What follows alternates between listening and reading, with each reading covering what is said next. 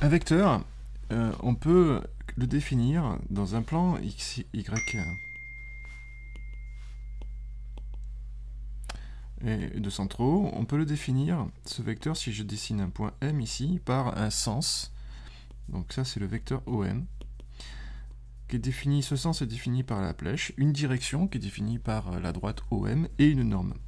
C'est la dimension du vecteur. Lorsque je veux calculer cette norme, en fait, il existe une formule qui dit que c'est racine des coordonnées au carré, donc x, y au carré, si le vecteur OM, c'est x porté par le vecteur x plus y porté par le vecteur y, qui sont x, y des vecteurs unitaires du repère orthonormé. En fait, on retrouve ici, si je reprends la coordonnée x et ici la coordonnée y, ça dessine un triangle rectangle. Et puis, la norme ici sera sur ce trait-là. On retrouve finalement sur ce triangle rectangle le x, le y, et ici la norme. Norme au carré égale x au carré plus y au carré. Donc la norme de ce vecteur, ça va être racine de x carré plus y carré. Si on le généralise à un repère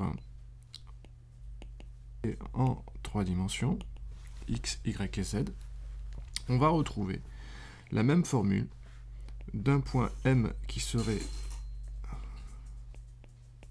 OM, qui définit le vecteur OM.